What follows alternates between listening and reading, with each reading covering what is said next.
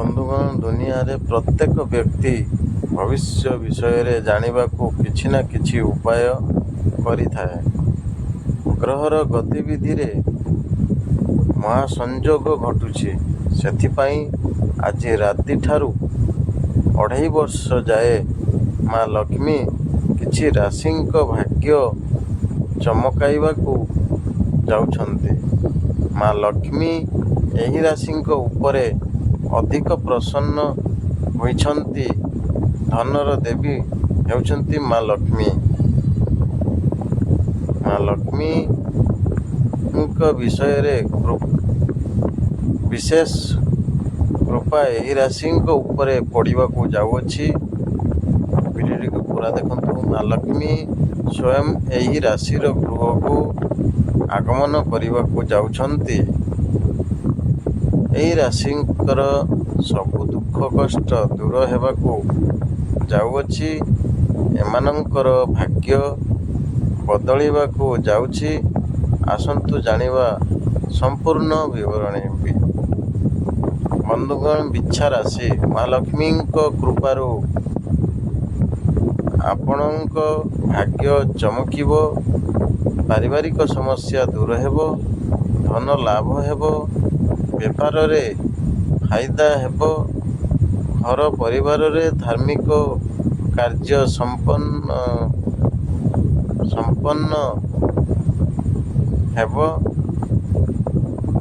ନୂଆ କାମ କରିବା ପାଇଁ ସମୟ ଅନୁକୂଳ ହେବ। ଆର୍ଥିକ ସ୍ଥିତି ମଜବୁତ ହେବ। ବନ୍ଧୁଗଣ, ମେଷ ରାଶି। ମା ଲକ୍ଷ୍ମୀଙ୍କ କୃପାରୁ ଆପଣ 2 ଗୁଣା ଉନ୍ନତି କରିବେ। ବେପାର କ୍ଷେତ୍ରରେ କରାଯାଇଥିବା ପ୍ରୟାସ ସଫଳ ହେବ। ଜୀବନସାଥୀଙ୍କ ଠାରୁ ଖୁସି ଖବର ପ୍ରାପ୍ତ ହେବ। ସାମାଜିକ କ୍ଷେତ୍ରରେ ସଫଳତା ହାସଲ ହେବ। ବନ୍ଧୁଗଣ, ମିଥୁନ ରାଶି। ଧନର ଦେବୀ ମା ଲକ୍ଷ୍ମୀ ଆପଣଙ୍କ ଉପରେ ପ୍ରସନ୍ନ ଅଛନ୍ତି। ଆପଣଙ୍କ ଜୀବନରେ ଆସୁଥିବା ଧନଜନିତ ସମସ୍ୟା ଦୂର ହେବ। କାର୍ଯ୍ୟକ୍ଷେତ୍ରର ଆଗକୁ ବଢ଼ିବେ। ଚାରିଆଡ଼ୁ ପଇସାର ଆଗମନ ହେବ। ବନ୍ଧୁଗଣ, ତୁଳା ରାଶି। ଆପଣଙ୍କ ଉପରେ ମା ଲକ୍ଷ୍ମୀଙ୍କର ଲଗାତାର କୃପାଦୃଷ୍ଟି ରହିବ। ସବୁ କାର୍ଯ୍ୟ ସଫଳତାପୂର୍ବକ ପୁରା ହେବ। ଉଧାର ଦେଇଥିବା ଟଙ୍କା ଫେରି ପାଇବେ। ବେପାରରେ ଅଚାନକ ଧନ ଲାଭ ହେବ। ବନ୍ଧୁଗଣ, କୁମ୍ଭ ରାଶି। ଆପଣଙ୍କ ଉପରେ ମା ଲକ୍ଷ୍ମୀଙ୍କ ଆଶୀର୍ବାଦ ରହିବ। ଜୀବନରେ ଖୁସି ହିଁ ଖୁସି ଆସିବାକୁ ଯାଉଅଛି। ଯେଉଁ କାମ ଆରମ୍ଭ କରିବେ ସେଥିରେ ସଫଳ ହେବେ। ବଡ଼ମାନଙ୍କର ସହଯୋଗରେ କାମ ସହଜ ହେବ। କରଜରୁ ମୁକ୍ତି ପାଇବେ। ବନ୍ଧୁଗଣ, କନ୍ୟା ରାଶି। ଆପଣଙ୍କର ସବୁ ସମସ୍ୟାର ସମାଧାନ ହେବ। ଭାରି ଧନ ଲାଭ ହେବ। ବେପାରରେ ମନ ମୁତାବକ ଫାଇଦା ମିଳିବ।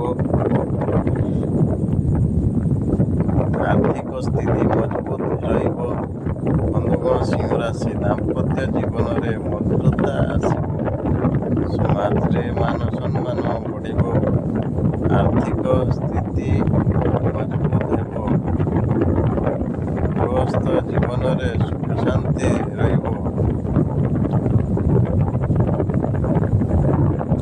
ବନ୍ଧୁଗଣ, ବୃଷ ରାଶି। ଚାକିରିରେ ଆୟରେ ବୃଦ୍ଧି ହେବା ସହ ପଦୋନ୍ନତି ହେବ। ବେପାରରେ ଅଚାନକ ଧନ ଲାଭ ହେବ। ବିଦ୍ୟାର୍ଥୀଙ୍କୁ ଶିକ୍ଷା କ୍ଷେତ୍ରରେ ସଫଳତା ମିଳିବ। ବଡ଼ ସମସ୍ୟାର ସମାଧାନ ହେବ। ବନ୍ଧୁଗଣ, ଭିଡ଼ିଓଟି ଯଦି ଭଲ ଲାଗିଥାଏ ତ ସବସ୍କ୍ରାଇବ୍ କରିବାକୁ ଜମାରୁ ଭୁଲିବେନି। ଲାଇକ୍ କରନ୍ତୁ, କମେଣ୍ଟ କରନ୍ତୁ, ସେୟାର କରନ୍ତୁ। ଧନ୍ୟବାଦ।